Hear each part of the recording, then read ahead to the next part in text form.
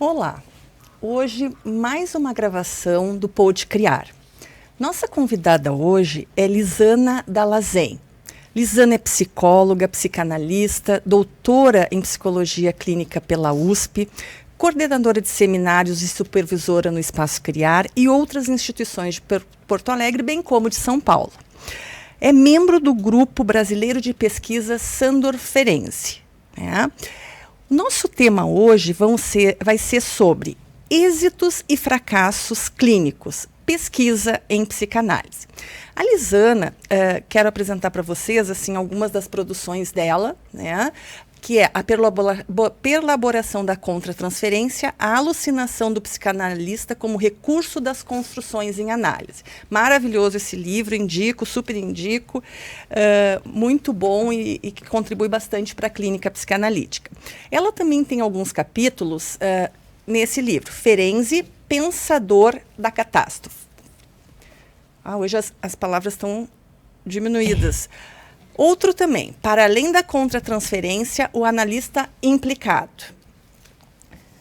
Retorno do Homem dos Lobos e Psicanálise e Universidade. Potencialidades teóricas no cenário da pesquisa.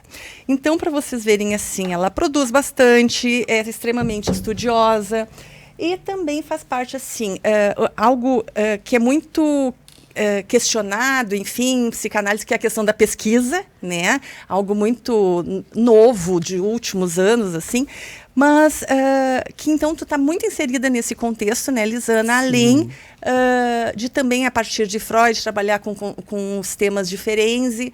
Então, queria te escutar um pouquinho, Hoje a nossa ideia é falar sobre os êxitos e fracassos clínicos, as resistências dos analistas. Eu acho que poder falar um pouquinho do outro lado. Normalmente a gente costuma falar do paciente, mas hoje vamos falar um pouquinho desse processo que também inclui o analista fundamentalmente, Então, bem-vinda, Lisana. Obrigada, Kátia. Bom dia para ti, bom dia para os nossos ouvintes, quem está nos vendo, nos escutando.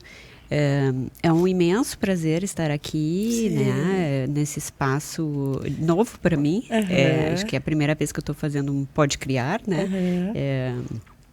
E me propus a conversar contigo justamente com o foco voltado para o lado do analista, Eu acho que é um grande desafio a gente se pensar nas nossas resistências, e é o que eu venho fazendo nos últimos anos de pesquisa, E penso, claro, isso não sou só eu que penso, mas verifico na minha clínica que os êxitos e os fracassos clínicos estão diretamente vinculados a como o psicanalista lida com as suas próprias resistências e encaminha as suas pesquisas, Conta um pouquinho para nós, Lisana, como é que tu te inseriu no campo da pesquisa, Ótima pergunta. Então, Kátia, eu vinha trabalhando há muitos anos. Eu terminei minha formação em 2001, dezembro de 2001, a supervisão um pouquinho depois, julho de 2002, e eu vinha trabalhando já há uns 10, 12 anos muito bem com a técnica clássica, assim, com avanços, com êxitos, com pacientes que usufruíram, que se beneficiaram, que conseguiram se transformar e com isso transformar a sua vida em pontos cruciais. E nesse meio tempo eu fui fazer meu mestrado, que era sobre o superego, que é uma questão que surgiu dentro da clínica, Essa é uma questão que eu gosto de falar quando eu falo em pesquisa, O método psicanalítico, vocês já falaram no Pode Criar esses dias com a Simone, O método psicanalítico, ele é um método de pesquisa, A clínica psicanalítica é o lugar de pesquisa de excelência do psicanalista, E a teoria surge da clínica, e se volta de novo para a clínica. Então, num determinado momento, eu estava estudando o tema do superego e até então eu estava bem com a minha técnica. E quando eu voltei do mestrado, eu comecei a me deparar já com um outro cenário de pacientes, Pacientes mais regressivos, pacientes com problemas consideráveis com álcool, com droga, com atuações graves. E eu percebia que com A técnica clássica eu avançava até um ponto e depois ela começava a não me ajudar. Assim, esbarrava num lugar que a intervenção, a interpretação da resistência, ela tinha um efeito rebote negativo, assim, né? Então, ali eu comecei a me questionar, né? E isso é a curiosidade do psicanalista, a pesquisa, né? O que está acontecendo aqui dentro que eu não estou conseguindo avançar? Então, nessa época, eu me dei conta que eu precisava ampliar o meu conhecimento teórico. Tiveram experiências muito difíceis para o paciente, para mim, e acho que esses são momentos cruciais na vida de um analista, né? Porque ou tu usa eles para avançar, ou tu vai te encapsulando numa coisa narcísica de que a resistência é sempre do paciente, que se ele interrompeu, é resistência dele. A gente tem uma facilidade de mostrar os casos que a gente foi exitoso e uma dificuldade de olhar para os casos que a gente não foi exitoso, sobretudo para nossa parcela daquele fracasso, né? Então, eu tive um curto período de 2 anos, onde eu tive, assim, duas interrupções. Uma não chegou a ser interrupção, mas teve uma dificuldade muito grande, que me fizeram parar, né? E ali, então, eu comecei a pensar, o que eu tenho que investigar agora, né? E, evidentemente, o início desse processo de redimensionar a minha clínica e de avançar na minha formação foi retomar a análise. Eu fui fazer uma reanálise, né? Que é o ponto de partida de todo mundo que quer estudar psicanálise, né? E a partir disso, então, eu fui averiguando no material clínico, aonde que as minhas intervenções e aonde que a minha contratransferência estava me impedindo, até que depois de um tempo, com a minha contratransferência já elaborada num determinado nível, eu me dei conta que a contratransferência era uma resistência do analista, mas ela pode ser a catapulta, né, para um outro lugar de tratamento dos pacientes. Então, nessa ocasião, eu decidi encaminhar, então, as minhas pesquisas para o doutorado, né, e seguiram as pesquisas clínicas, e eu fui buscar o doutorado não com o objetivo de uma formação acadêmica para atuar na academia, mas como o eixo teórico de um tripé. Sim. Então, eu montei um segundo tempo de formação, onde eu busquei um supervisor, estava em reanálise e fiz da academia o lugar do estudo teórico, né? Isso foi possível porque eu já tinha uma formação psicanalítica anterior, senão isso não seria possível dessa maneira, na minha concepção. Há divergência sobre isso, né? E fiz um projeto de pesquisa. O que me surpreendeu bastante foi que naquela ocasião, deixa eu pensar quando foi isso, 2012, 2013, não tinha espaço em Porto Alegre para fazer uma pesquisa com clínica psicanalítica. Pois é, essa era uma pergunta que eu ia te fazer, assim, né? Tu dissesse antes, assim, eu voltei, né? Para onde tu fosse? Eu acho que é importante também dizer assim, para onde tu fosse, por que tu fosse para um outro espaço, para um outro estado, né? O que acontecia aqui? Que eu acho que isso faz parte da nossa história também, né? Kátia, eu te agradeço muito essa pergunta, porque eu escuto várias coisas, entre elas críticas a respeito da minha ida para fora, né? Voltei, assim, eu nunca deixei de morar fora de Porto Alegre, nunca deixei de morar em Porto Alegre e de trabalhar em Porto Alegre. Então, esse ano vão completar 25 anos de clínica em Porto Alegre. Eu vim para cá para fazer a minha formação em psicanálise e me estabeleci aqui. E na época que eu fui fazer o projeto, então voltando um pouco atrás no tempo, né? Na época que eu fui fazer o meu projeto de mestrado, eu cheguei a fazer seleção na PUC, passei, né? Mas o meu projeto precisava ser adaptado. Ele precisava ser adaptado. Ele tinha que ser uma pesquisa qualitativa com o estudo teórico da psicanálise. E eu queria fazer uma pesquisa com o método psicanalítico. E não tinha em Porto Alegre como fazer uma pesquisa com o método psicanalítico. Então, eu optei por não me inscrever na PUC.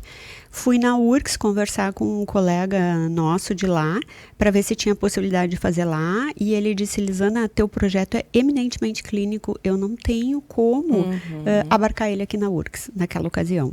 Então, ele disse, eu vou te apresentar um colega de São Paulo, da USP, e tu conversa com ele.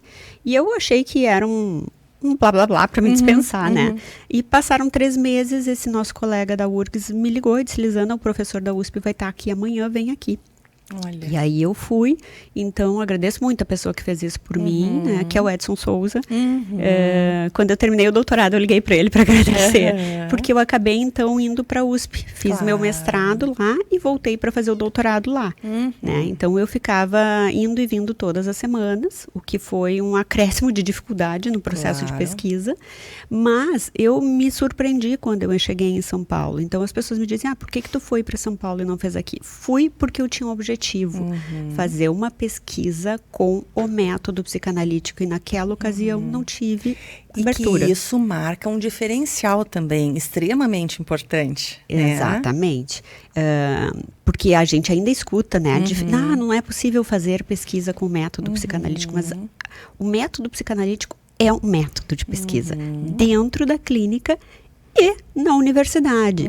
Claro, há encaminhamentos diferentes dentro da universidade que a gente precisa dar. A gente precisa passar por um processo burocrático de seleção, tu precisa fazer algumas disciplinas de metodologia, tu precisa cumprir alguns requisitos acadêmicos. Mas eu encontrei em São Paulo, para minha surpresa, um espaço fértil de pesquisa clínica com método psicanalítico. Eu tive abertura para transitar pela psicanálise da forma que eu entendia que era o caminho para minha pesquisa. Sim. Porque, por vezes, quando eu fiz o meu mestrado, né, eu cheguei a escutar na academia que uma pesquisa qualitativa não era pesquisa. Né? Então, assim, eu acho que foram momentos, né, momento da história, enfim, e que, então, quantitativa, qualitativa, e isso que tu está dizendo, assim, como é que é uma pesquisa com um método psicanalítico valorizando, priorizando isso, né? É também lidar com as resistências, né, e com os movimentos necessários, né, mas para isso é quebra de paradigmas. É um quebra de paradigma, nesse sentido. Aqui no Rio Grande do Sul, a gente agora tem começado a ter um espaço que é o mestrado de psicanálise da URGS, né? Mas isso é muito recente, na minha época não existia. Exato. Nem na época do doutorado ainda não existia. E o que tu está trazendo é um pouco do que eu queria falar, assim, as resistências dos psicanalistas à própria psicanálise, né? Então, a gente escuta muito dos nossos colegas na clínica que tu saiu da clínica porque tu foi para a universidade. E eu disse, bom, então tu não parou para me escutar, porque a minha pesquisa foi de uma questão clínica para ter retorno para a clínica. E dentro da universidade também tem resistências à psicanálise. E nós, psicanalistas, temos resistência a olhar para os nossos fracassos. Então, assim, é um duro cenário que a gente precisa atravessar para avançar na produção científica psicanalítica, que precisa avançar, porque o sofrimento, ele é o sofrimento humano, mas ele vai se mostrando de modos distintos, e para a gente ter alcance na nossa cultura, a gente precisa ir se transformando e produzindo teoria e técnica também, né, Kátia? Então, eu comecei pensando nas resistências que o psicanalista enfrenta para conseguir encaminhar uma pesquisa clínica com método psicanalítico dentro da universidade. Tu falasse antes, Lisana, assim, que tu, quando tivesse algumas situações de interrupção de tratamento, enfim, tu parou, né? Exato. Parou para pensar, enfim. Eu diria que tu não parou, né? Esse foi um start fundamental, né, para que tu te movimentasse nessa direção também do estudo, da pesquisa clínica, enfim. Então, e aí estão as produções, né, de todo. Então, não parou, né? Tens razão. Tu aprofundou e te inseriu nesse contexto, né, com muita bravura também, porque é como tu diz, assim, e eu sinto também as resistências, né? Bom, tem uma questão social, tem uma questão cultural, tem alguma coisa. No Rio Grande do Sul, às vezes, a gente é um pouco mais tradicional para algumas coisas, tem um tempo diferente. e tu precisasse romper barreiras, né? Tu fosse para outro estado, para outra universidade, para poder produzir e encontrar aquilo que o teu desejo estava buscando. Então, nesse sentido, assim, né, é fundamental poder valorizar isso, né, e as produções que tu traz. Acho que na medida que tu faz uma produção, né, como o livro e os capítulos também, tu tá compartilhando o teu conhecimento conosco, né, e isso é de extrema valia, né. Esse é o objetivo, né, a gente aprender e compartilhar, porque na medida que tu guarda para ti, tu também fica encapsulada, exatamente, num narcisismo que nos impede de avançar. Claro. Então, esse é um dos pontos fundamentais da minha pesquisa, as resistências do psicanalista, né? A partindo da contratransferência e encaminhando, então, todo um processo de pesquisa que foi lindo, porque eu comecei escutando, quando eu fiz o projeto de contratransferência, de pessoas muito próximas a nós, assim, que foram nossos mestres na psicanálise, digo, dentro das instituições de formação em psicanalítica, né? Que isso continua sendo assunto privado do analista. E que não me venha falar em contratransferência, porque isso tu tem que resolver no teu consultório. Pessoas renomadas, assim, com esse conceito que eu não critico, porque eu também tinha essa compreensão. E hoje eu tenho uma ideia de que se a gente quiser trabalhar pacientes mais regressivos, né, com atuações muito graves contra si ou contra os outros, né, com problemas de adição, como eu mencionei, a gente precisa ter uma teoria do ato e a gente precisa ter uma teoria da contratransferência. Né? Se tu olhar, hoje, a maioria das pesquisas, a maioria não, mas quase todas as pesquisas que eu tenho visto estão incluindo o psiquismo do analista e a contratransferência. Ela está sendo abordada de muitos modos, a sensibilidade do analista, a contratransferência, né? Mas elas estão em foco. Né? Porque se a gente não voltar o foco para dentro do nosso psiquismo, a gente não avança. Como é que o Freud criou o método da psicanálise? Se analisando. Né? E aí ele criou um método. E a gente precisa seguir essa identificação com Freud. Então, nesse sentido, eu continuo muito freudiana, né? Minha base é Freud, é o que me constitui. Eu segui na minha pesquisa a minha identificação freudiana. Olhar para dentro, olhar para a clínica e, a partir disso, estudar e produzir. Né? O Freud, na sua obra, ele tratou da transferência, né? A partir dos casos clínicos, e foi aí que ele também entendeu alguns fracassos, né? Como Dora, enfim. E ele pôde teorizar bastante até sobre isso, né? Mas sobre a contratransferência, propriamente dito, pouquíssimo ele falou, tem 1 ou 2 momentos, muito sucintamente, né?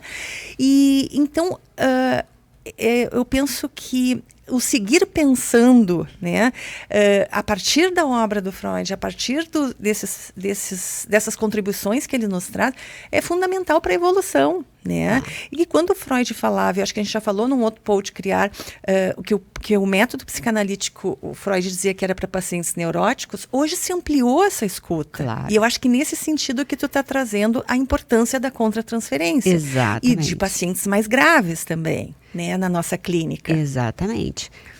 O Freud é um gênio, né? Ele é um gênio. Eu tenho um profundo agradecimento por tudo que eu pude aprender a partir da teoria dele.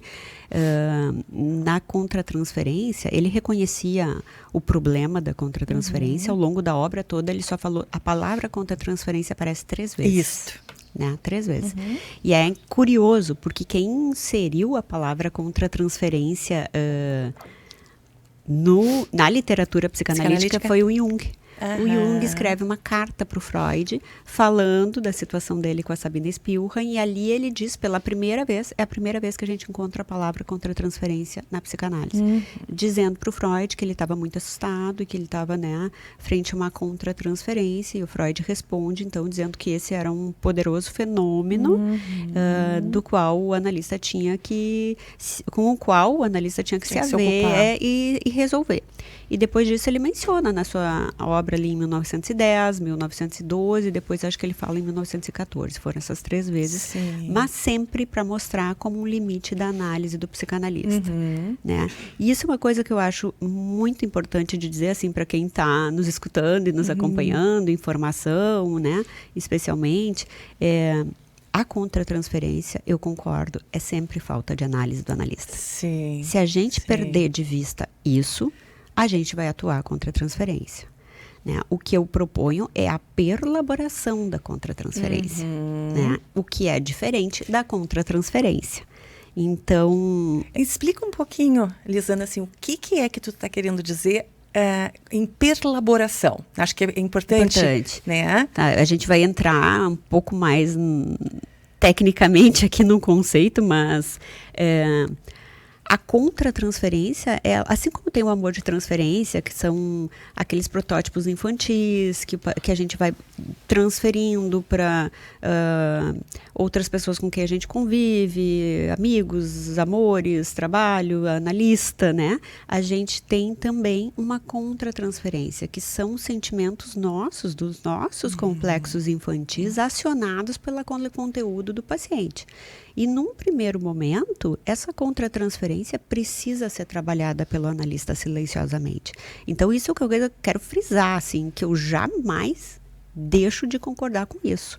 Então, o primeiro momento de contratransferência é sempre material privado do analista. Material de análise. De análise, exatamente. O analista tem que se ver com ele.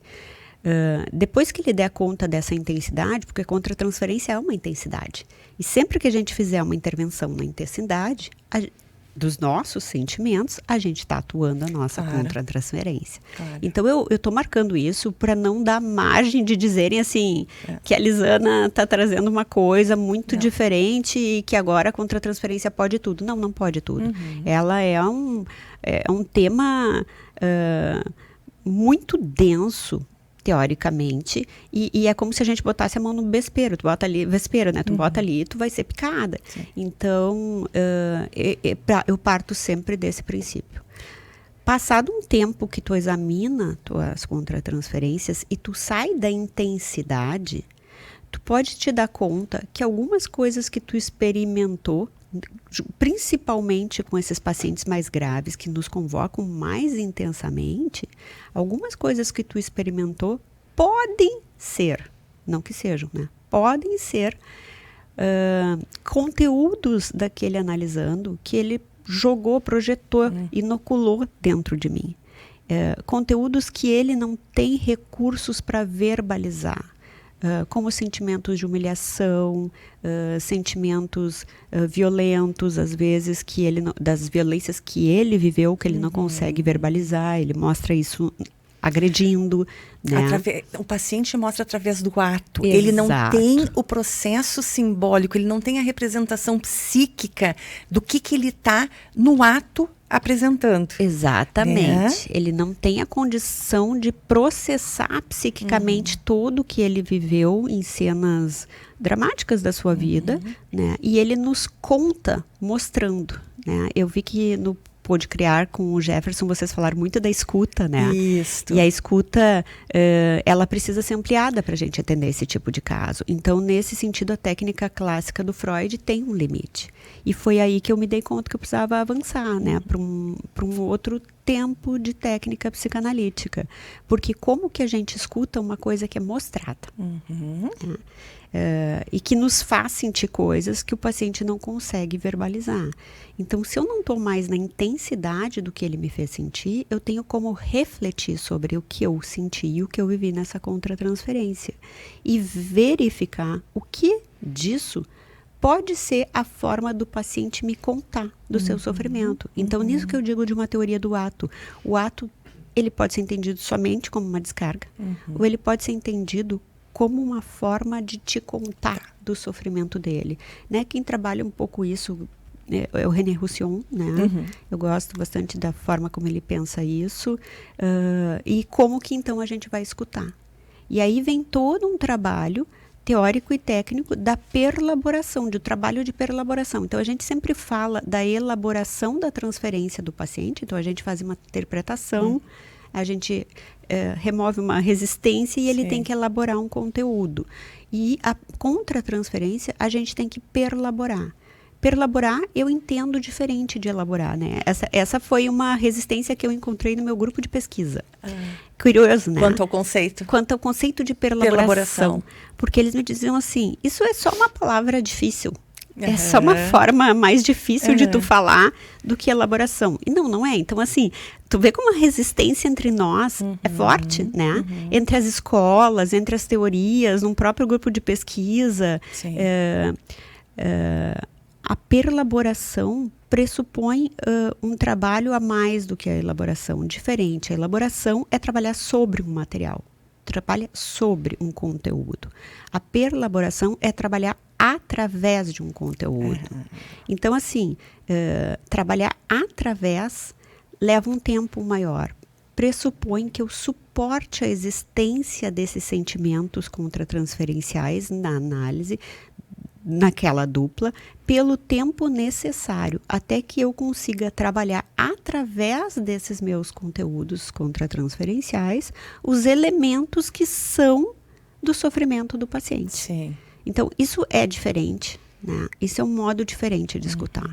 Eu vou escutar através de mim o sofrimento do paciente. Só que isso é um risco muito grande, né, Kátia? O risco de misturar o que é meu e o que é do paciente. Exatamente. Então, assim, a gente precisa se encontrar com muitos autores. Foi nesse momento que eu encontrei Ferenczi.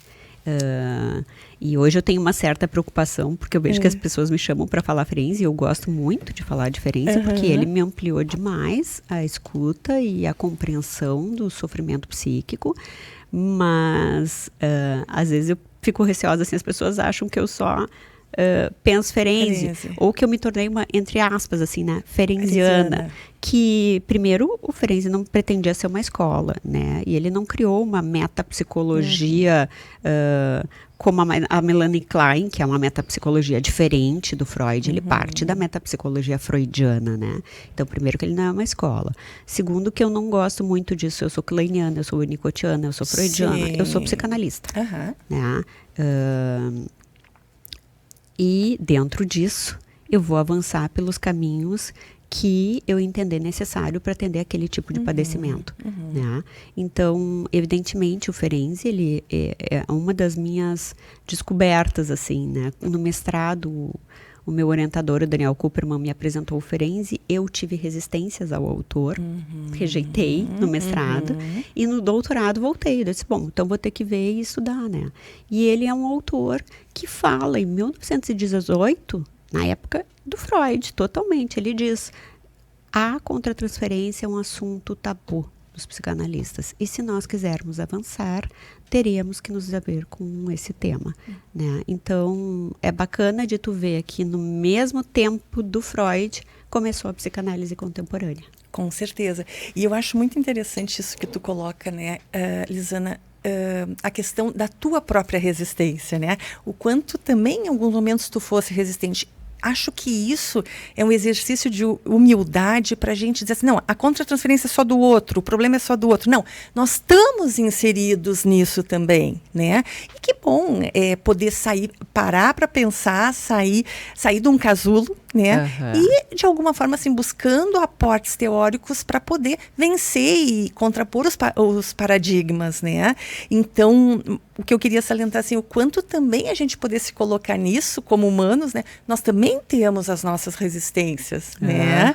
A questão é poder parar para analisar as nossas resistências, né? Acho que isso é fundamental. É fundamental. Agora tu falou, e era uma coisa que eu tinha pensado em dizer hoje de manhã, assim, né? Como é curioso, porque quando tu tá dentro do consultório com o paciente, tu lida com as resistências dele e com as tuas. E isso é o método de pesquisa. E dentro da universidade também, né? Porque tinha resistência com o conceito que eu estava trazendo, tinha resistência de alguns dentro da USP de usar caso clínico, então eu tive que enfrentar em algum momento o comitê de ética, né? Porque tem essa resistência também. Então tu vai te deparando. E dentro da teoria, isso que eu acho que foi o mais lindo que me mostrou, assim, que é uma pesquisa com método psicanalítico. Eu comecei a estudar contra-transferência e lá pelas tantas eu me bloqueei. Daí veio uma resistência minha com o próprio conteúdo que eu estava estudando. Né? Me bloqueei porque surgiu no meio disso tudo a palavra alucinação. Né? E aí eu pensava, o que a alucinação tem que ver com contra-transferência? Não consigo entender, sabe? E acho que isso é o que a gente faz com o paciente. A gente vai indo num determinado momento e dali a pouco surge uma coisa dentro de uma sessão que tu fica, mas o que é isso que surgiu agora? De onde que vem isso? O que isso está relacionado com o sofrimento que ele está trazendo, com o conteúdo que a gente está examinando, né? E eu tive que deixar em suspenso um pouco o tema da contratransferência e ir estudar o conceito de alucinação. Então, isso é muito semelhante ao método psicanalítico. É um método psicanalítico na universidade, que foi o começo da nossa conversa, né? E como tem a implicação do analista nisso, que tu tá dizendo, né? Tu tem que te haver com as tuas próprias resistências frente à teoria, frente a teu analista, frente a teu supervisor, frente a teu orientador. A teu paciente. Ao teu paciente, né? Então, a gente está o tempo inteiro lidando com essas resistências, inclusive as nossas. E assim, foi um momento muito difícil do doutorado. Eu consegui suspender o tema principal, que era contra a transferência, e estudar o conceito de alucinação. Mas isso foi, por um lado, que me tranquilizou de que eu estava fazendo pesquisa com método psicanalítico, né? E quando eu cheguei nesse ponto, eu travei na escrita. Porque eu tinha apresentado a banca de qualificação com uma estrutura mais clássica. Primeiro o capítulo Freud, segundo o capítulo Ferenczi, terceiro capítulo Klein, e quarto capítulo era René Roussillon, Green e René Roussillon. E aí aquilo não dava mais. Eu não conseguia mais apresentar aquilo. Então eu comecei a escrever outra coisa. E aí depois eu fiquei assim, apresento o que eles já aprovaram na qualificação ou apresento essa outra coisa? E foi um debate interno longo. Sim. Porque daí eu pensava assim, mas isso eles já aprovaram. Se eu apresentar uma coisa que eles não viram e que eu não sei se eles vão gostar, posso me dar muito mal, né? Só que depois de um tempo eu percebi assim, bom, se eu não assumir aquilo que se transformou em mim e que está se mostrando de uma outra forma, eu estou lutando contra mim mesmo. E isso é o efeito de uma pesquisa psicanalítica dentro da universidade em mim, consequentemente, dentro da minha clínica, né? Porque aí, no momento que eu assumi que eu ia apresentar algo novo, que eles ainda não tinham visto, que era escrito de uma maneira diferente, com um conceito diferente, com uma proposta, né, com uma estrutura que não tinha quase nada da anterior, assim, como estrutura de tese. Se eu não assumir isso, quem que vai assumir, né? E aí, quando eu assumi essa nova estrutura, foi um frio, assim, na barriga. Vamos ver o que vem por aí. Mas foi aonde eu consegui avançar, né? E aonde eu consegui o êxito dentro da pesquisa e onde eu consegui começar a ter avanços com os pacientes depois. Então, nesse sentido, a minha pesquisa foi dentro da universidade, mas todo esse tempo eu estava com supervisão e análise, e ela se reverteu para um avanço teórico-técnico na clínica. Então, esse era meu objetivo, por isso que eu saí de Porto Alegre e fui fazer o doutorado em São Paulo, né? Foi dessa forma. É fundamental tu também ressaltar a questão da academia, né? Todos os trâmites e os protocolos que tem que passar, né? Como tu falasse assim, a questão do comitê de ética tem que ser um tema relevante, tem todas as questões que remetem à pesquisa, tu tem que ter um orientador que também, né, pegue contigo e aceite aquele tema para seguir orientando. Sim. E então tem todos os trâmites acadêmicos, né, que são já importantes.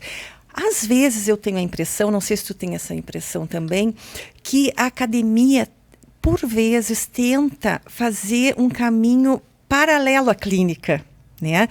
Porque eu também fui professora, enfim, muitos anos, e a tendência acadêmica era que o professor tivesse uma dedicação exclusiva e que não tivesse a clínica, né?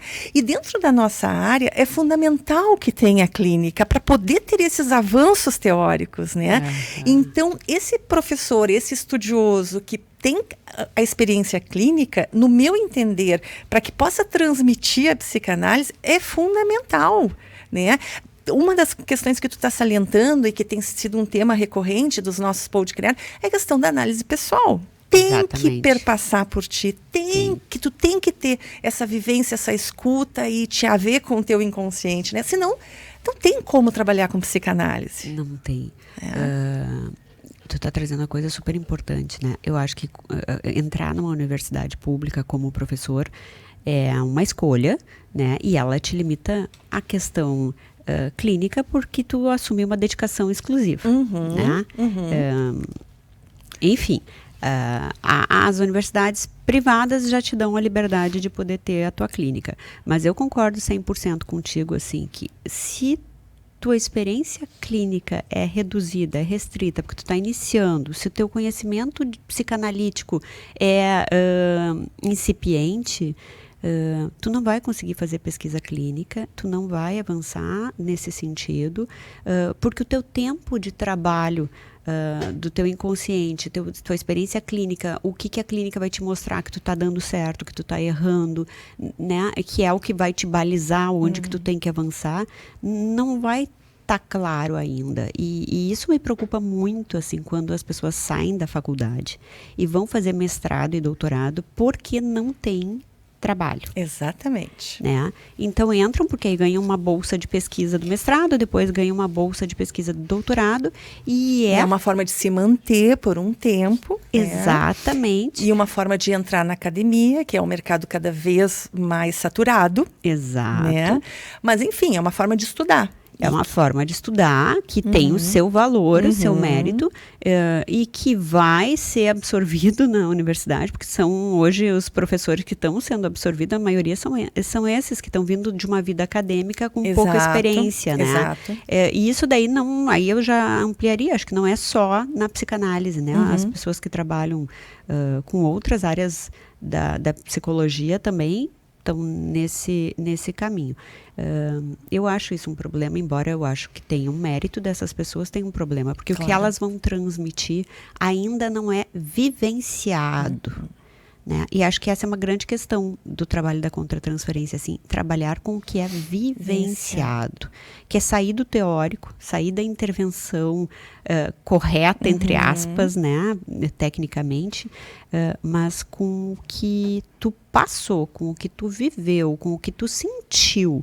Se a gente não retomar o tema do sentimento, do afeto dentro de um trabalho clínico, dentro de uma pesquisa acadêmica, também tu vai estar fazendo um trabalho burocrático, né? E a transformação é limitada. Então, quando eu digo assim, eu tive que lidar com a minha própria resistência de abandonar um conhecimento para assumir outro, essa é uma transformação de uma coisa que tu vive, né? Então, assim, isso te transforma. Isso te dá uma autenticidade no que tu está fazendo, que eu acho que é um grande problema clínico que a gente tem, né? A autenticidade daquele encontro analítico. A singularidade, valorizar, e por isso que em psicanálise, por aí também a dificuldade da pesquisa, porque aquele encontro é singular, é único. Né? Não é algo que vai se repetir, né? E tu vai comprovar, assim, não, é um encontro único, né? E que tem as suas nuances. Então, isso é a característica fundamental da psicanálise. Com certeza, com certeza. Tu falou das resistências dentro da academia, que também existem dentro da academia com a psicanálise. Hoje também é difícil a psicanálise galgar mais espaços dentro da academia. Mas em todos esses pontos que a gente está falando, o êxito perpassa pelo psiquismo do analista, do pesquisador, né? Ele precisa se haver com as suas resistências, com seus amores teóricos, com seus amores, como eu já falei, né, de supervisores, de analistas, e poder também se autorizar a pensar diferente, ter a sua autonomia de pensamento. E isso só é conquistado dentro do que tu está dizendo, do reconhecimento da minha singularidade nesse processo. Né? Esse é dos grandes pontos de resistência que me chama a atenção sempre o que o Freud falava do narcisismo das pequenas diferenças, né? E isso eu acho que é um problema dentro de nós e dentro da psicanálise, né? Essa intolerância com as diferenças, às vezes os orientadores e os orientandos se estranham e se tensionam por conta dessas diferenças, ou como o Ferenczi e o Freud, que é um bom exemplo disso, assim, né? Tiveram um afastamento significativo por conta das diferenças teóricas. Eu acho que esse é um cenário muito preocupante na psicanálise. A gente vê isso dentro das instituições psicanalíticas, a gente vê isso na universidade, a gente vê isso entre as escolas, né? A gente vê isso com a gente, assim, frente a cada paciente que nos convoca a uma experiência diferente, né? Não tem como eu ser o mesmo analista com todos. Claro. Então, eu acho o tema do fracasso e do êxito penso ele completamente vinculado às resistências do próprio analista frente ao que ele está fazendo, aonde ele estiver. Sim. Tu falava antes, eu queria só retomar a importância do Jung no tema da contratransferência, né? E aí eu queria sugerir, né, 2 filmes que estão relacionados a isso, que são antigos, enfim, que é a Jornada da Alma, né, e o Método Perigoso, né? Então, tu salientava, assim, a questão da importância do Jung. E como é que entra a importância do Ferenczi dentro desta proposta, né, de pensamento? Deixa eu só dizer uma coisa sobre os filmes que tu trouxe, que eu assisti ambos e que eu, quando vou falar de contratransferência, gosto de mencionar. O Jornadas da Alma é bem mais próximo do que aconteceu entre ele e a Sabina Spielrein do que o Método Perigoso. O Método Perigoso é bastante fantasiado e distorcido. Então, se alguém quiser conhecer um pouco da história, eu sugiro que assista Jornadas da Alma. Tá? Importante. Mas a tua questão é do Ferenczi, né? Que é um autor que agora está em alta. Super em alta. Né? Aí uma coisa que eu me pergunto sempre é por que agora? Né? E por que Ferenczi nesse momento? Eu tenho uma hipótese, mas eu quero te escutar. Me diz a tua hipótese, eu fiquei curiosa. A minha hipótese é pensar que a gente tem se deparado com pacientes cada vez assim, com patologias mais graves, com pacientes mais regressivos no consultório, e que isso faz com que a teoria do Ferenczi venha à tona por toda a questão da sensibilidade, da questão do poder trabalhar a contratransferência, e que a gente, então, assim, diferente como nós falávamos antes, assim, do Freud, que, não, a psicanálise é só para neuróticos, a psicanálise, né? Não, a psicanálise não é só para neuróticos, e outras patologias, outras formas de se apresentar o sofrimento também podem se beneficiar com a psicanálise, né? E eu acho que por aí o Ferenczi tomou uma força, uma evidência, porque nós tivemos que parar, nós psicanalistas, para repensar a nossa clínica, a nossa técnica, né? E sustentado teoricamente, obviamente, né? Eu penso que o grande mérito do Ferenczi foi apontar para a questão do afeto. Né? A gente foi se ocupando tanto de ser teórico e de ser um bom interpretador de sonhos e de sintomas, que a gente foi perdendo de vista a questão do afeto. Tá? E esses pacientes mais regressivos, eles nos chamam justamente para o tema do afeto. Então, assim, qual é o lugar do afeto dentro da clínica psicanalítica? E ele é o lugar mais importante, ele tem que ter um lugar de extrema importância dentro de uma dupla psicanalítica. E o Ferenczi traz isso, porque quando o Ferenczi começa a se deparar com esse tipo de paciente que voltava da Segunda Guerra com traumas significativos, né? E aí, ele é curioso, porque se tu começa a estudar o Ferenczi, tu vai ver que ele começa com a psicossomática. Porque, então, ele, de algum modo, é o precursor Tem gente que diz que ele é o pai da psicanálise contemporânea. E tem gente que diz que o Freud é o pai da psicanálise e o Ferenczi é a mãe da psicanálise. Né? Ele começa a atender pacientes, porque ele foi para o fronte de batalha atender como médico. E na volta ele via pacientes que tinham ataques epiléticos muito semelhantes às crises epiléticas. E que em alguns ele conseguia facilmente suspender a crise, né? Por exemplo, ele dizia assim, se eu apertar o nariz de alguns que estão tendo crise epilética, eles vão fazer um susto e vão suspender a crise. Sim. E tem outros que não, que eu vou matar o paciente se eu fizer isso, Claro, né? claro. E ele começa a se questionar, então, de que forma essa crise epilética está relacionada ao excesso de pulsão desligada de um trauma. De um trauma real. Sim, sim. Né? Então, ele considera, eu acho que esse é um fator importante que o Ferenczi aponta, né?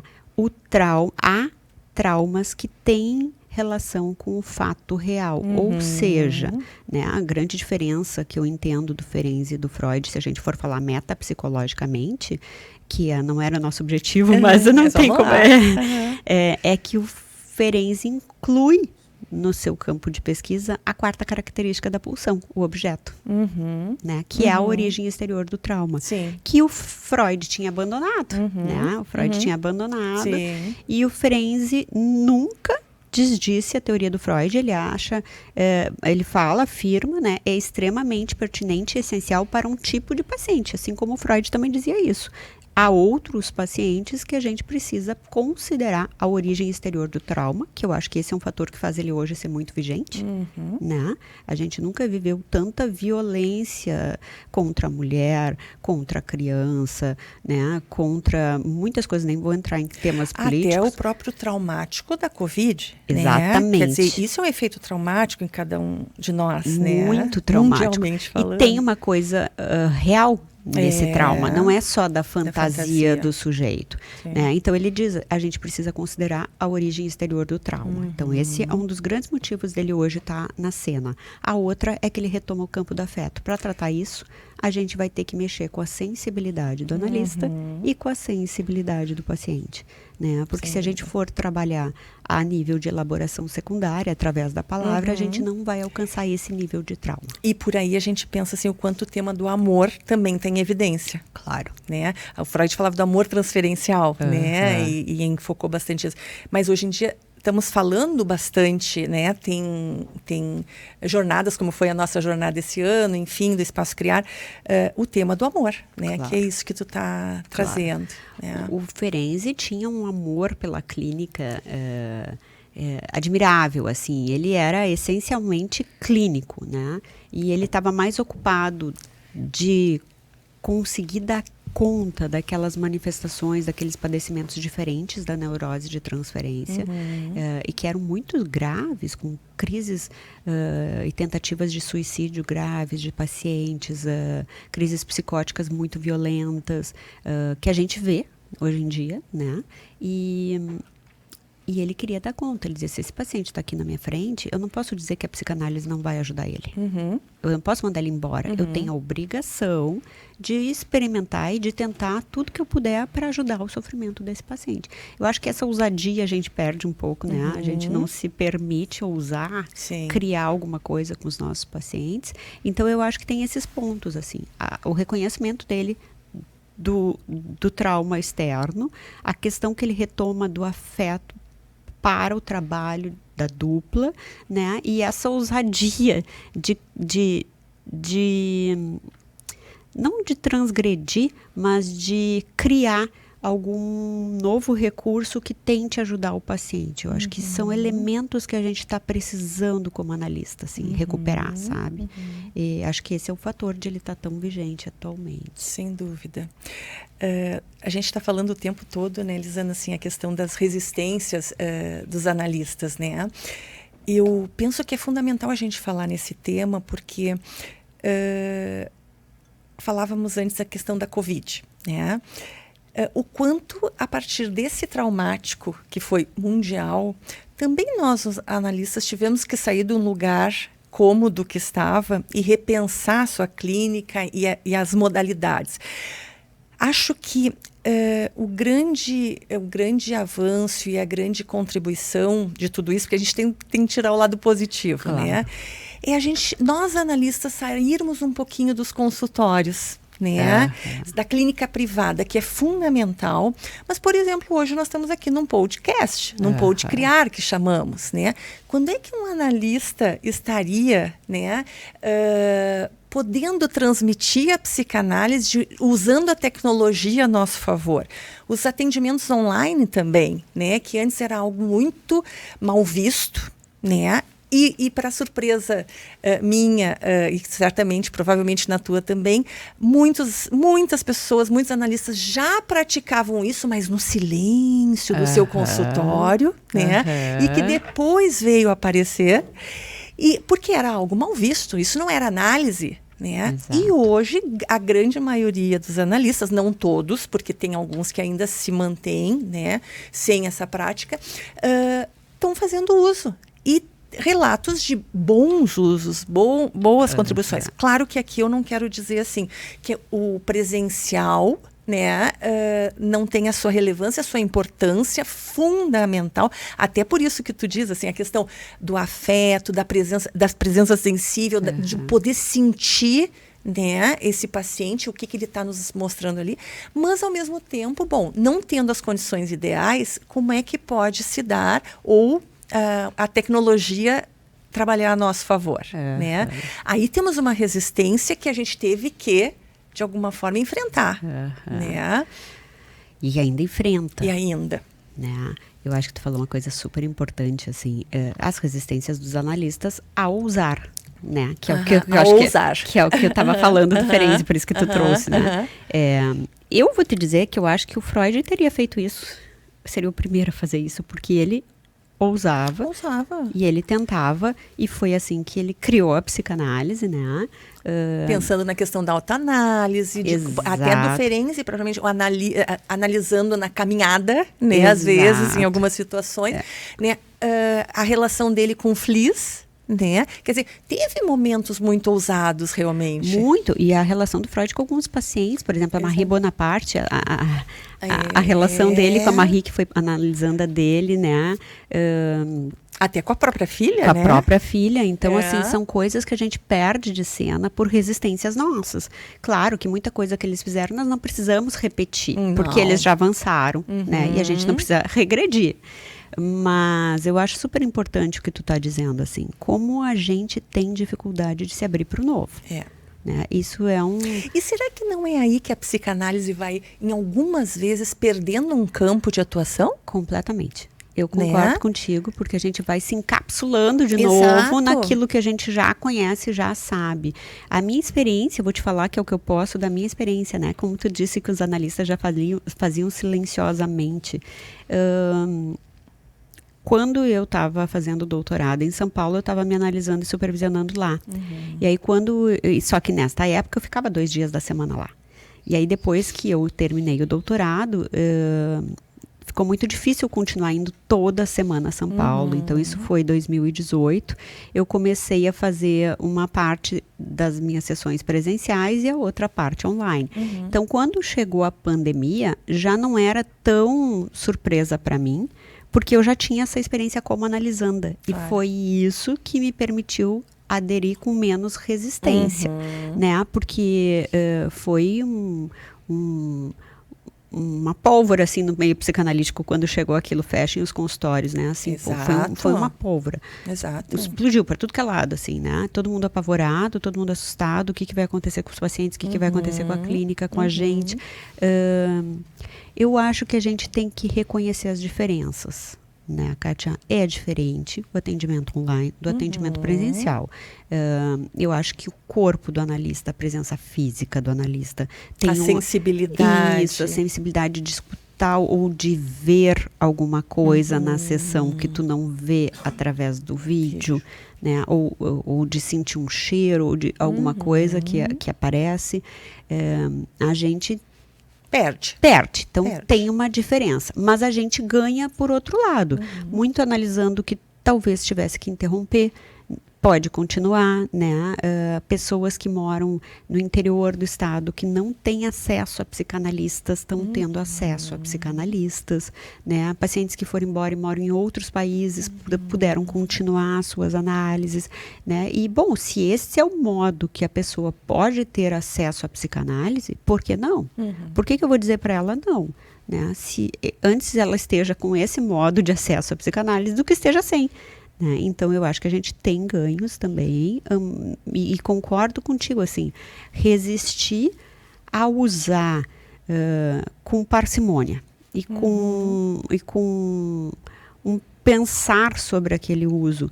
Os meios que a gente tem hoje, o Pode Criar, né, o YouTube, as sessões online, é a gente se retirar numa coisa ideal do ouro puro da psicanálise, né, que nos retira do campo de trabalho e limita muito a psicanálise. Eu acho que um dos problemas, isso a gente fala desde sempre que eu entrei na psicanálise, né, a crise da psicanálise, a maior parte dela tem a ver com as resistências dos próprios psicanalistas.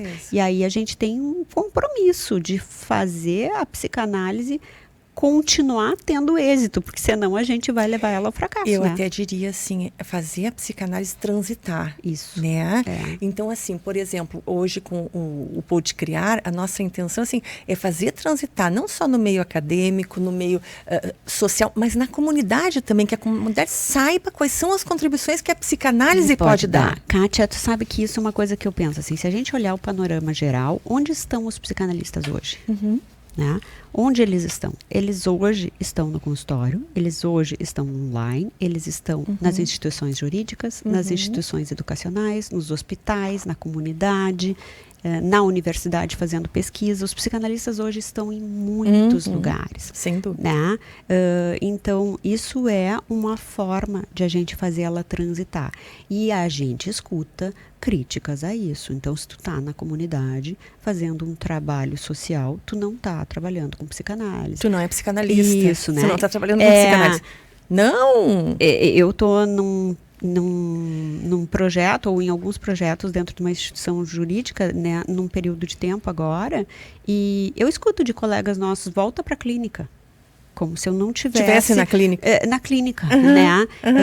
Então, é muito difícil, mas a gente tem que ir avançando, enfrentando isso. Né? Eu acho que sim, a gente é responsável por levar isso que tu está fazendo hoje aqui, né? O Pode Criar é uma responsabilidade com a psicanálise, de levar o conhecimento a pessoas que não conhecem, que não têm acesso. As pessoas não são obrigadas a saber o que é a psicanálise, né? E no que elas vão se beneficiar ao encontrar um psicanalista.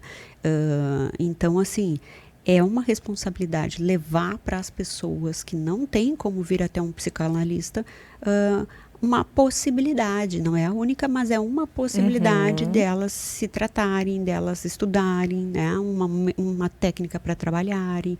Então, eu acho que a gente tem esse compromisso com a psicanálise. Sem dúvida. Né? Esses trabalhos assim, com comunidades, né? Podendo ampliar, porque nós trabalhamos fundamentalmente com sofrimento psíquico. Exato. Né? Agora, uma questão, Lisana, assim, que tu estava trazendo, né? A questão... Duas, na verdade não é uma. Uma é uma questão que o Freud trazia já na sua obra, a questão da reanálise, né, do analista, a importância disso. Né? Ele chegou a dizer assim, bom, a cada 5 anos, né, o analista poder se reanalisar.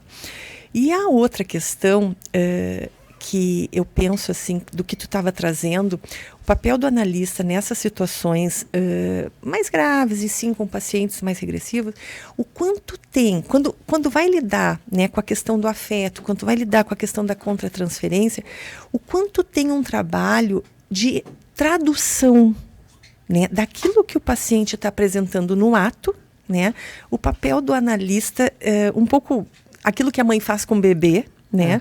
De traduzir, botar em palavras aquilo que está no ato. Né? Então, fiquei pensando que esse seria, né, o lugar que o analista também vai ocupando nesses pacientes com patologias mais graves.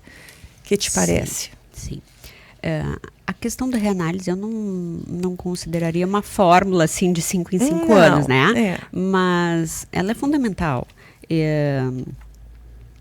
Eu já fiz a minha análise, já fiz uma reanálise, né? Estou no terceiro analista, assim, né? Então, eu considero a nossa base, o nosso sustento. Eu acho que a primeira análise que a gente faz, ela nos ensina muita coisa, né? Ela nos ensina sobre nós, sobre nossos recursos, sobre as nossas limitações, sobre como ser psicanalista, se a gente está fazendo uma formação, e ela nos faz avançar. Mas o inconsciente, ele não se esgota e ele de tempos em tempos vai, a gente vai vivendo outras coisas, ele vai aparecendo, né? E o que o Ferenczi dizia sobre isso, né? Mas claro, era uma outra época, era muito diferente, as análises naquela época eram muito curtas.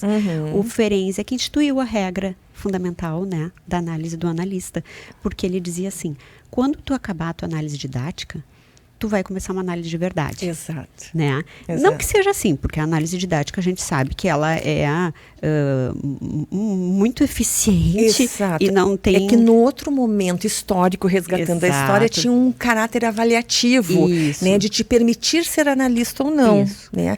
Hoje não é mais assim. Não tem essa tendência. Né? E se tiver, é um erro. Exatamente. Exatamente. Não é psicanálise, exatamente. Isso é um ponto importante, né? Mas o que o Ferenczi queria dizer, basicamente, era assim, tem um tempo da análise que a gente dá conta dos nossos conflitos edípicos, dos nossos conflitos a nível das relações mais neuróticas, né? E se a gente quiser trabalhar com esses pacientes mais regressivos, com esses pacientes que têm problemas que põem em risco a sua vida, vamos falar assim, ou a vida de outros, a gente precisa avançar na nossa análise a pontos bem anteriores. A gente precisa entrar nos nossos núcleos paranoicos, nos nossos núcleos melancólicos, nos nossos núcleos homossexuais. E a gente tem extrema resistência a olhar para isso. Né? A gente gosta de se olhar como um neurótico. Eu sou uma histérica. Né? Tu tá falando assim dos aspectos mais regressivos. A gente estava falando assim dos aspectos regressivos do paciente. O paciente mais regressivo. Não, tu tá remetendo e ressaltando assim os aspectos regressivos do analista. E que todos nós temos. Exatamente. Né? Não vamos nos tirar dessa parte. Porque eu também tive um narcisismo se formando. Eu também tive momentos anteriores ao Édipo. Então, assim, eu considero esses momentos de análise que, para mim, vieram na reanálise muito, muito difíceis. É onde a nossa resistência é colocada à prova. Ao máximo. A potência máxima. A nossa resistência é a nossa própria análise. E aí a gente vai dizer assim, ai, mas tu é uma analista e tu tem resistência à tua própria análise. Gente, eu sou um ser humano. Sim. E dentro da minha análise, se eu não for lidar e reconhecer que eu tenho minha resistência a analisar alguns núcleos meus, eu não avanço. Acho que tem uma questão fundamental no que tu está trazendo. A gente não pode tomar a resistência necessariamente como algo ruim. Exatamente. A resistência, por vezes, ela é protetora. Ela te protege de algumas coisas, né? A questão é vencer as resistências e como vencê-las. Porque tem um lado protetor dessa resistência, né? Vamos dizer assim, não vamos tomar ela só como coisa ruim, né? Eu concordo, né? E uma forma que tu acabou de dizer, né? Uma resistência, uma análise que tem um caráter avaliativo hoje em dia, se tu tiver resistente a isso, ótimo, né? Digamos assim. Mas eu penso que tu tem que ter avançado muito na tua primeira análise. Tu tem que ter avançado muito na tua primeira análise para te conseguir ver isso depois, num outro tempo, né? Então, assim, tu tá dizendo que a primeira análise não foi suficiente. Não. Eu estou dizendo que ela é fundamental para eu ir até um ponto, viver a vida. E a vida e a minha clínica vão me fazer voltar. E quando eu voltar, eu vou poder avançar por ter tido aquela primeira análise por um longo período de tempo. Né? E aí sim, aí eu vou encontrar as minhas resistências à própria psicanálise e as minhas a me olhar nesses conteúdos. Então, esse é um ponto. Né? O outro que tu me disse é a questão da tradução. Da tradução. A tradução, no meu trabalho de perelaboração, eu convoco 2 conceitos, assim, o conceito de empatia, que hoje está super em voga, assim, né? Eu até vou olhar para as pessoas assim, a gente tem quase que uma coisa hoje politicamente correto de dizer que eu sou empático ao outro, mas o conceito de empatia em si, ele tem uma preciosidade, que é de fazer um movimento, de voltar para dentro. E isso que passa pelo trabalho de perelaborar contra a transferência. Voltar para dentro e sentir dentro de mim aquilo que é do outro, como se fosse meu.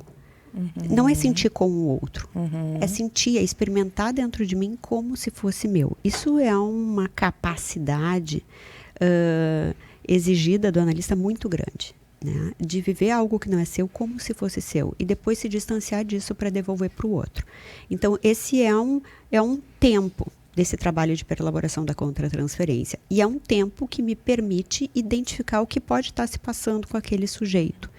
Né? O conceito de reverie, do Bion, né, que faz esse trabalho que tu está dizendo materno, de traduzir para um bebê o que ele está sentindo, aquele choro dele, é um choro de fome, é um choro de dor, é um choro de necessidade de contato físico, de se sentir acolhido fisicamente. Esse é um trabalho materno que exige uma condição muito empática para que ele aconteça, né? E fundamental para estruturar um sujeito.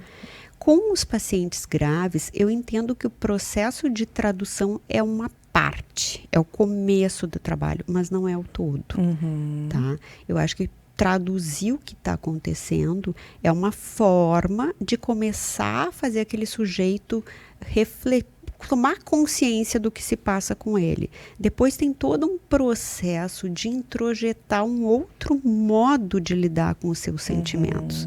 Né? Então, assim, a tradução é o começo. Sim. É fundamental, é criar algumas marcas, alguns signos, algumas, né, possibilidade de tradução desses signos que venham a se tornar palavra futuramente, mas ele é o começo, né?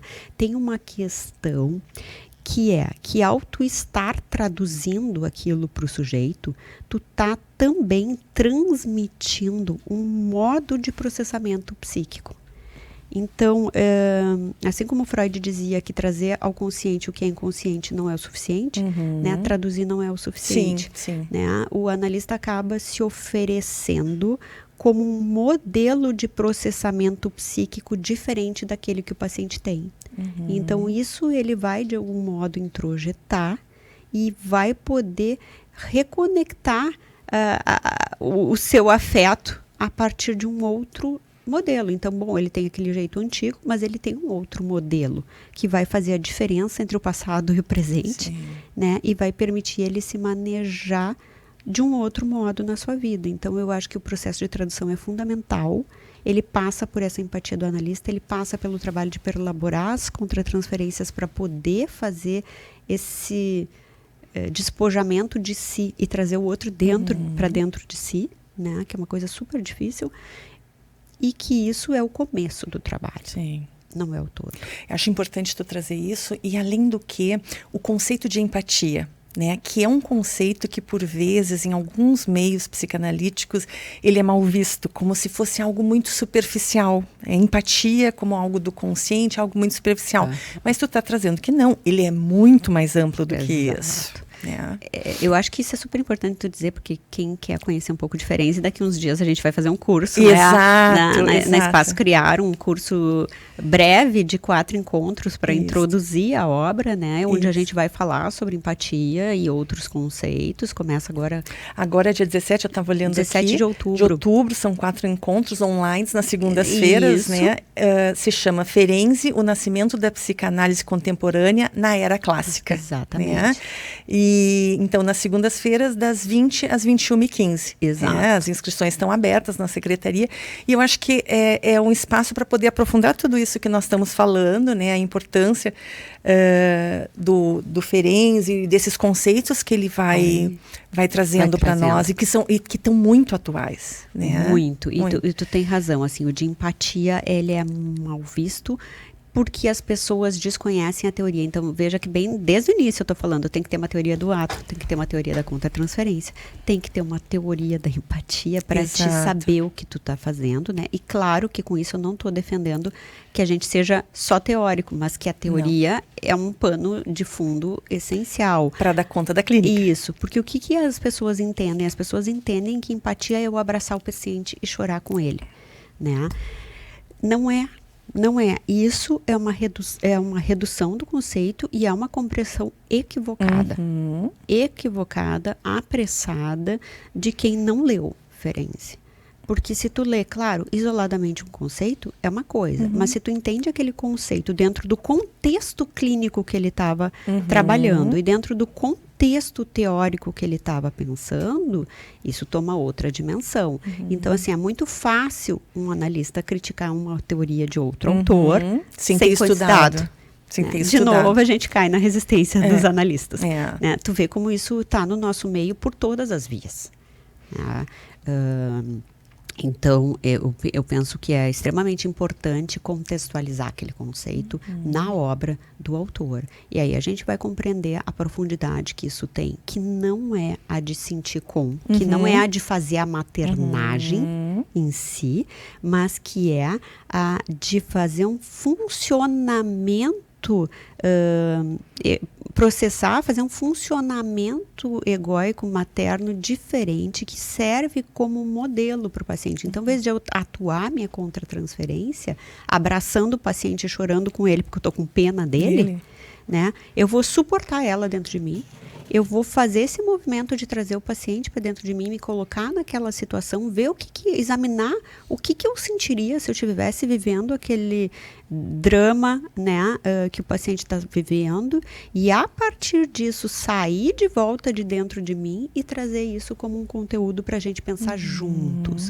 Então, quando eu digo que eu trago isso para a gente pensar juntos, aí a gente já está avançando da tradução. Claro. Porque aí tem um outro tempo de fazer o que foi traduzido adquirir significado na singularidade daquela dupla, que é o que Tatá estava dizendo. Então, eu traduzo e a gente vai ter que trabalhar juntos, porque essa tradução vai ter que ter um significado para ti e para mim neste encontro de hoje. Maravilha, Lisana, assim, acho que o pensar juntos de hoje, né, foi fundamental, assim, para ampliar conceitos, para esclarecer, né, a questão das resistências, de nos colocarmos na roda como psicanalistas, né, eu acho que é ampliar essa discussão também. Lisana, quero te agradecer muito, né, esse momento, a disponibilidade, porque também estar aqui, a gente vivenciando, como tu dissesse no início, assim, eu nunca tinha feito um Pode Criar, né, eu também, o terceiro, quarto, sei lá quantos, né, mas enfim, é algo que a gente tem que vencer as resistências para poder, e pelo menos da minha parte, assim, vou me encantando com esse espaço e a importância que ele tem na transmissão da psicanálise, né, espero que para ti também tenha sido um momento gratificante, mas a gente tem que vencer as resistências, né? E eu acho que aqui foi um exercício disso também. Também, né? Eu, no meu primeiro momento, eu pensei, nossa, 1h30. É muito tempo, mas agora a gente está falando aqui, eu nem vi o tempo passar. Exato. Né? Eu fico muito agradecida pela honra do convite, porque eu acho que é um espaço de excelência que tu está abrindo para a gente conversar sobre psicanálise, né? E sempre que eu posso compartilhar um pouco da minha experiência, com certeza. Eu agradeço a oportunidade. Espero ter trazido elementos para que as pessoas possam compreender um pouco como funciona o trabalho da dupla, em conjunto, o pensar junto, né? Como é que se dá um processo de análise. Acho que através do que eu fui dizendo dá para se entender um pouco, né? Com certeza. Eu acho que fica sempre assim, o gostinho do quero mais. Eu acho que o curso pode contribuir um pouco para esse aprofundamento, né? Com certeza.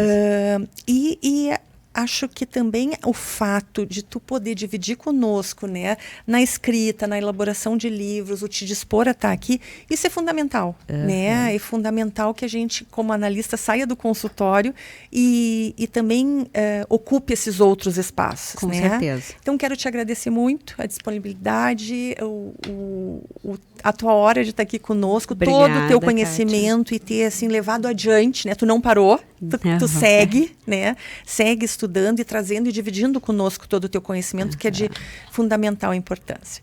Obrigada, Kátia. Bem. Obrigada às pessoas que estão também nos acompanhando, né? Pela atenção, que eu acho que também precisa ser reconhecido, assim, quem consegue parar e nos escutar e usufruir do que a gente está aqui discutindo. Muito obrigada. Tá, joia.